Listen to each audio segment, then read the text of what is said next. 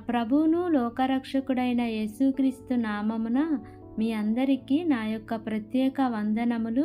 ఈ ఉదయకాల సమయమున దేవుడు మనకిస్తున్నటువంటి వాగ్దానమును చదువుకుందాం. లూకా సువార్త 1వ అధ్యాయము 30వ వచనము. మరియా, భయపడకుము, దేవుని వలన నీవు కృప పొందితివి. ఆమేన్. దేవునికే మహిమ కలుగును గాక.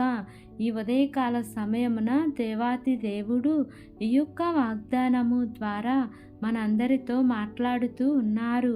ఈ యొక్క వాక్యమును మనం జ్ఞాపకం చేసుకుంటే, మరియా, భయపడకుము, దేవుని వలన నీవు కృప పొందితివి.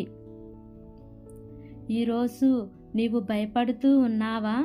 దేవుడు నిన్ను పిలిచినప్పుడు కానీ, నీతో మాట్లాడుతూ ఉన్నప్పుడు కానీ, ఎందుకు ప్రభు నన్ను ఏర్పరచుకున్నాడు, ఎందుకు ప్రభు నాతో మాట్లాడుతూ ఉన్నాడు అని కొంతమందికి అర్థం కాదు.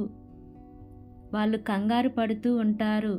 ఇక్కడ కూడా మనము చూసినట్లయితే కన్యక అయిన మరియతో దేవదూత వచ్చి మాట్లాడుతుంటే కలవరపడిపోతుంటుంది.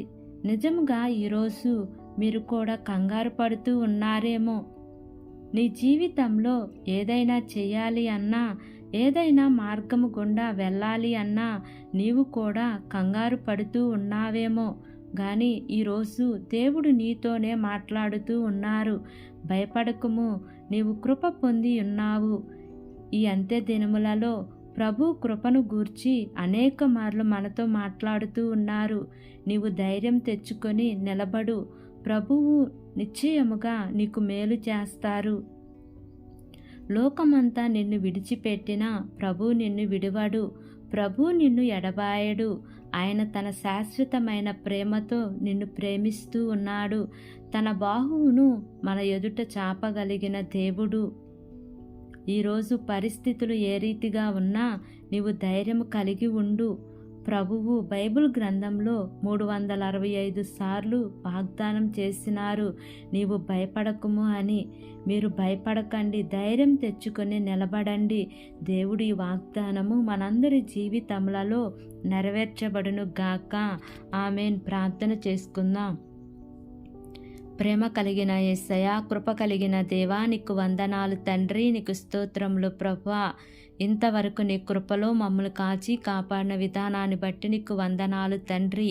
ఈ ఉదయకాల సమయమున మీరు మాకు ఇచ్చినటువంటి ఇటు వాగ్దానాన్ని బట్టి నీకు వందనాలు ప్రభువా. ప్రభువా, భయపడకము, నీవు కృప పొందితివే అని ఈరోజు ఈ వాగ్దానం చేశారు కదా తండ్రి. ఈ వాగ్దానం వింటున్న ప్రతి ఒక్క బిడ్డ జీవితంలో ఈ వాగ్దానాన్ని నెరవేర్చమని మిమ్మల్ని వేడుకుంటున్నానయ్యా. నీ కృపను మెండుగా నీ బిడ్డలకు అనుగ్రహించండి ప్రభువా. అయా, ఈరోజు నీ బిడ్డలు వాళ్ళు ఎదుర్కొంటున్న పరిస్థితులను బట్టి భయపడుతూ ఉన్నారేమో కానీ తండ్రి, అయా, నీ మాటలను విని ధైర్యం తెచ్చుకొని ఎదురు చూస్తూ ఉండగా నీ బిడ్డలకు కృపను ఇవ్వమని మిమ్మల్ని వేడుకుంటున్నాను తండ్రి. నీకు స్తోత్రములు యేసయ్యా. మా దేశమును జ్ఞాపకం చేసుకోండి అయా. దేశమును పరిపాలిస్తున్న ప్రతి అధికారుల కుటుంబాలను జ్ఞాపకం చేసుకోండి ప్రభువా. దేశ బిడ్డలను జ్ఞాపకం చేసుకోండి అయా. వారందరికీ మంచి ఆరోగ్యమును దయచేయండి అయా. వారు ఏ పని చేసినను ప్రతి పనిలో యేసయ్యా మీ యొక్క సఫలతను ఉంచండి యేసయ్యా. వారు వెళ్ళుచున్న మార్గాల్లో మీరు తోడుగా ఉండండి ప్రభువా.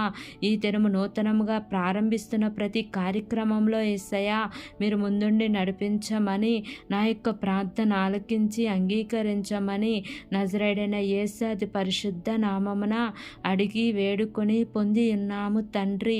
ఆమేన్, amen, amen. Praise the Lord. God bless you all.